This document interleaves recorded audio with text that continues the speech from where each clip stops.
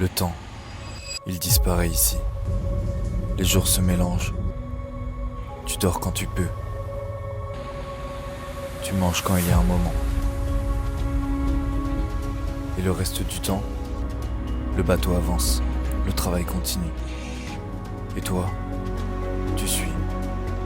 Pendant 12 jours, j'ai vécu sur un bateau de pêche à la crevette, en Australie. Je pensais venir vivre une expérience, mais en vrai, j'ai surtout découvert un monde et côtoyé les gens qui y vivent. Moi, c'est Erwan, et c'est là que tout commence.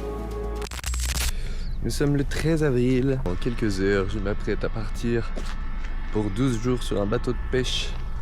Sur un bateau de pêche à la crevette. Excité un petit peu à l'idée de cette expérience. J'ai rencontré l'équipage hier, c'est que des Australiens.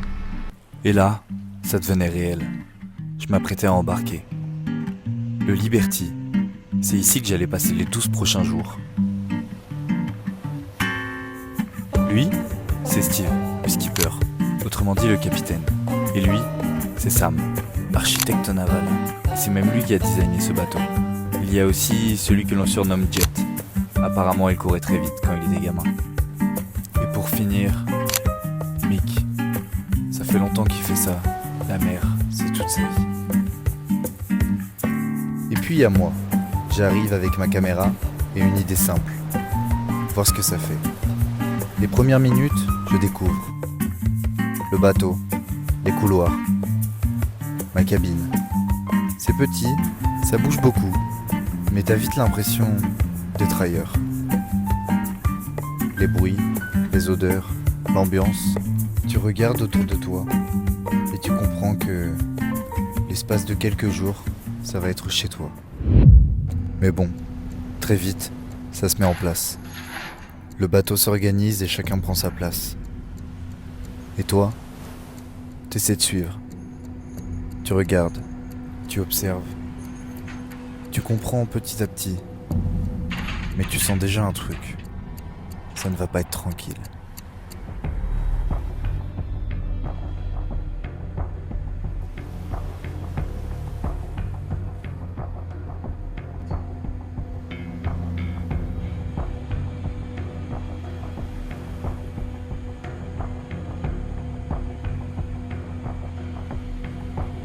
Et puis ça commence.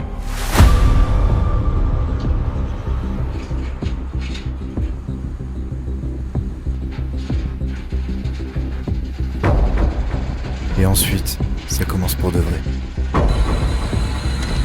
Les gestes, le bruit, le rythme. Et toi, tu suis.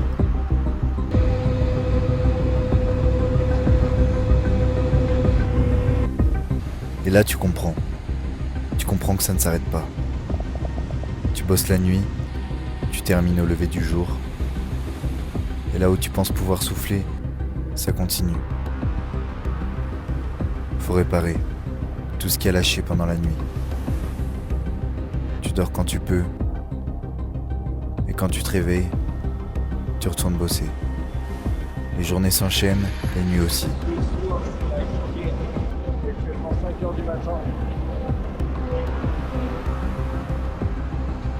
Au bout d'un moment, tu ne sais même plus trop quel jour on est. Tout se mélange.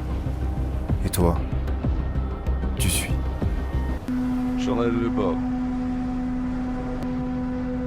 Ça fait 5-6 jours. Ça commence à être hardcore. Ça commence à être dur le rythme. Le premier jour ça va. Et là ça commence à être chaud. Bosser 12 heures par jour. Dormir 5 heures, 6 heures. Et non. Je suis levé, t'es à peine levé, tu commences à bosser. Tu as des tout petits temps de chill. Ou pas. Ah, c'est dur. Là, c'est la réalité de fou. À ce moment-là, c'était vraiment dur. Mais au bout d'un moment, Tu commences à comprendre le rythme. Une journée ici, c'est jamais vraiment une journée. Tu te réveilles, Je viens de se réveiller. Good morning, Mike. On a rien simulé, c'est direct, on va faire des box. Aujourd'hui, on va cuisiner des crevettes.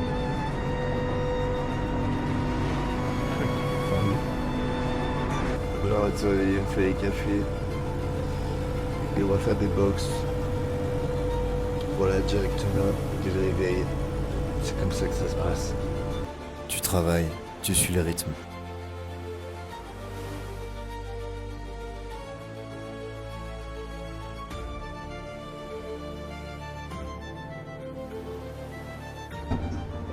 Et donc là, on a fait petite salade avec Mike. Salade, ça va être frites, petite sauce aux champignons. Pendant que certains font la cuisine, pour les autres, ça ne change pas. Le congélateur se remplit. Tu manges, tu te poses un peu, et ça repart. Mick chasse les mouches. Du coup, là, on vient finir de manger.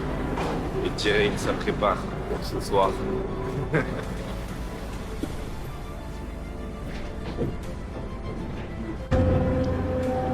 Puis voilà, là il est 19h. On est parti. Pour retourner le shot de la nuit. Là, je m'équipe. Let's go. C'est parti pour une nuit encore.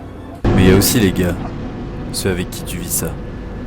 Tu bosses avec eux, tu manges avec eux, tu fatigues avec eux, et au final, c'est ça qui reste. It's time to try the fresh problem.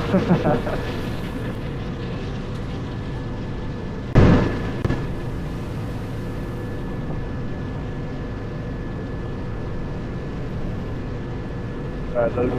Very good. Yeah. Voilà, il est quasiment 7h du matin. On est en train de finir de bosser. On va commencer le nettoyage. La petite lever de soleil. Un des derniers matins, on s'est posé. Un petit verre de whisky.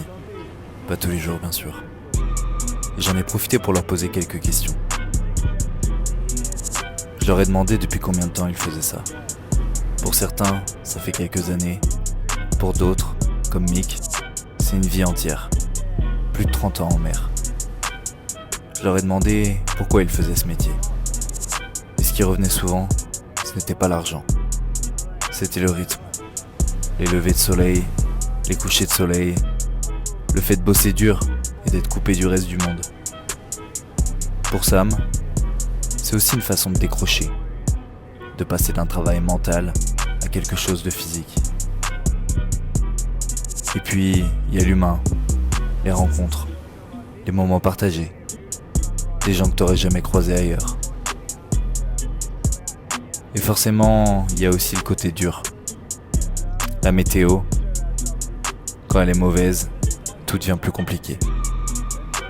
Le manque de sommeil, le rythme. Mais malgré tout ça, ils reviennent. Encore et encore. Et au milieu de tout ça, il y a des moments. Des moments où tout ralentit. Le soleil se lève ou disparaît. La mer devient calme. Et pendant quelques secondes, il n'y a plus rien. Plus de bruit, plus de rythme. Juste toi et l'océan.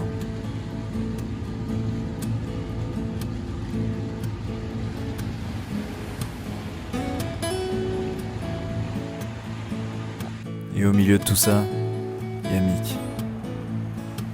C'est probablement sa dernière année. Un bon gars, un vrai bosseur, mais surtout, une belle personne.